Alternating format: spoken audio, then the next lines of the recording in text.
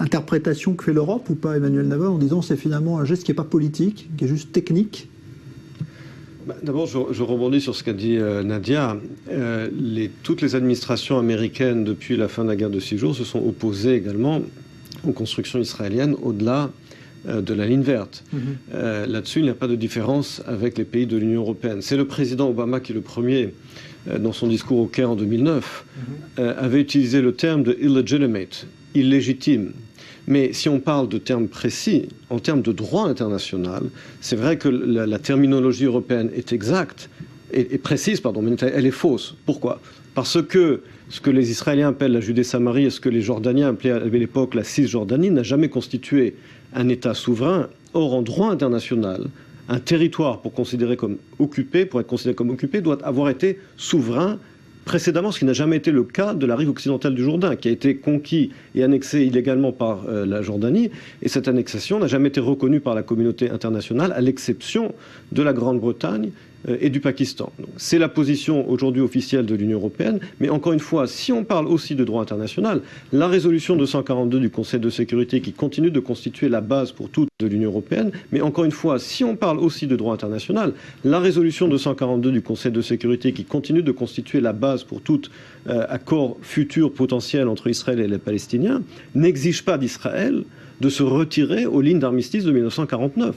Elle laisse une porte ouverte pour tracer des frontières, je cite, sûres et reconnues, et par conséquent, d'après la résolution 242, la présence israélienne au-delà de la ligne verte n'est pas illégale.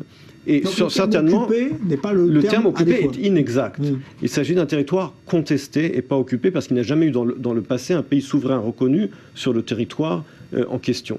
Et quand l'Europe dit toute présence israélienne au-delà des lignes d'armistice de 49 est illégale, d'abord c'est faux, mais d'une certaine manière, elle prédétermine finalement, pas d'une certaine manière, elle prédétermine les futures frontières qui doivent être négociées. La résolution 242 dit très clairement que les frontières doivent être négociées et n'exige pas d'Israël de se replier sur les anciennes lignes d'armistice. Et l'Europe, elle, décide autrement.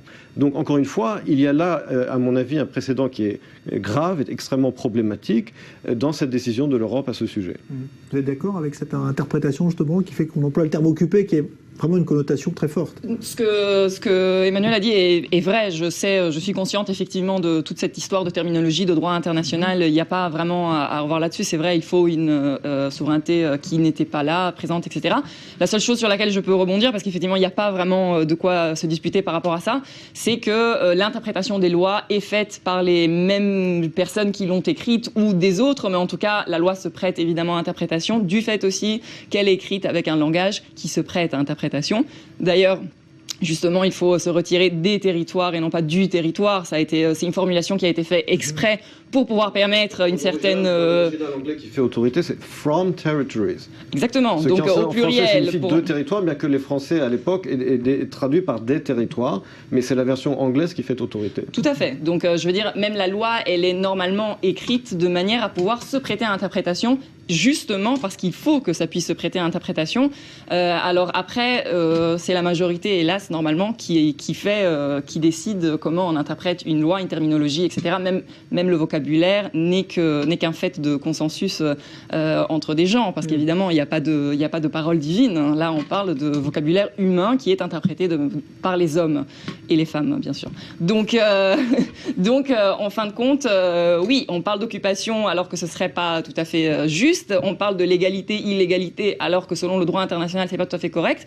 C'est le même droit international qui est écrit par des êtres humains qui interprètent aussi comme ils le veulent. Et c'est pour ça aussi qu'on se trouve dans cette situation où il y a énormément de disputes et on ne peut pas se mettre d'accord. Il nous reste une minute là. On voit bien que c'est ce sentiment d'injustice finalement que manifestent les Israéliens aujourd'hui, leur gouvernement. Oui, parce que la position officielle d'Israël, c'est de dire qu'il y a bien d'autres conflits territoriaux sur lesquels les Européens ne font pas preuve de la même sévérité. Notamment, il est question de l'occupation par le Maroc du Sahara occidental, et il n'est pas question pour les Européens d'étiqueter les produits manufacturés. Ou de Chypre Nord par la Turquie, et le Chypre est un membre de l'Union européenne. Et il n'y a pas d'étiquetage dans ce cas-là. Il y a plusieurs exemples. Par contre, ce que les Européens veulent dire, c'est que pour eux, encore une fois, la Cisjordanie, ce n'est pas Israël, et que donc les produits manufacturés en Cisjordanie ou sur le plateau du Golan ou dans la bande de Gaza ou à Jérusalem-Est, eh bien, ne peuvent pas être considérés comme étant importés d'Israël. Et sur cette question-là, Israël a toutes les peines du monde à convaincre les Européens, et d'ailleurs, droite et gauche confondues, parce que la plupart des partis de droite en Europe, ou des grands partis de droite, des partis traditionnels, y compris la droite française, y compris Nicolas Sarkozy, y compris Alain Juppé, eh bien, sont sur la même longueur d'onde que leurs adversaires de gauche pour considérer, avec quelques exceptions, comme le maire de Nice. Se pose également la question, dernier point, sur le plateau du Golan, qui est tellement le plateau du Golan, à qui Israël doit transférer aujourd'hui le plateau du Golan, à Assad ou bien à l'État islamique. Enfin, on se pose effectivement la question, la Syrie n'existe plus, et que veut l'Europe exactement? Est-ce que l'Europe veut aujourd'hui qu'Israël transfère le plateau du Golan à quelle force islamique pour faire plus de réfugiés syriens en Europe? Là, on peut se poser la question également. C'est là que la décision européenne a un côté un petit peu absurde, effectivement, sur cette question du plateau du Golan. Merci à tous. Merci Emmanuel Navon, merci Dror Ben Sapir.